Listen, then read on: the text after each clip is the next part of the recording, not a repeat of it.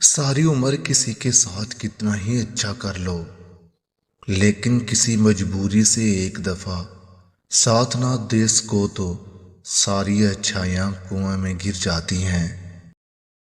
وہ اکثر بدل جاتے ہیں جنہیں ہم دل و جان سے چاہتے ہیں۔ دنیا میں موجود تمام بھکاریوں سے زیادہ دکھی وہ بھکاری ہے جس نے محبت کی بھیک مانگی اور دھتکار دیا گیا۔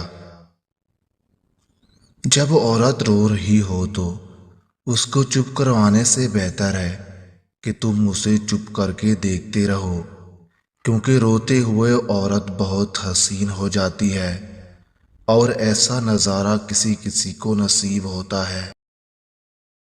عورت اگر محبت کر بھی لے تو بھی اقرار نہیں کرتی۔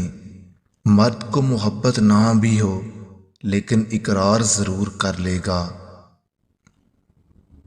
مرد کے ساتھ انا کی جنگ لڑنے والی عورت سے زیادہ بے وقوف کوئی نہیں ہوتا۔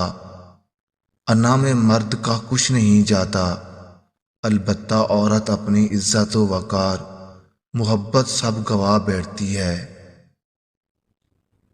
ضد کرنا، روٹھ جانا، نخرے دکھانا عورت پر جچتا ہے، مگر جہاں بات مرد سے مقابلے پر آ جائے تو وہ جہالت کے سوا کچھ بھی نہیں ہوتی۔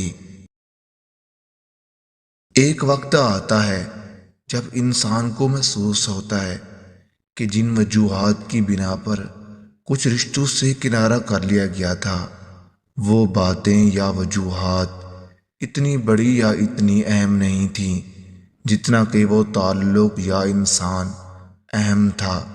در حقیقت باتیں بہت چھوٹی چھوٹی ہوتی ہیں، لیکن ہماری انائیں رشتوں کے قد کاٹ سے بہت بڑی ہو جاتی ہیں۔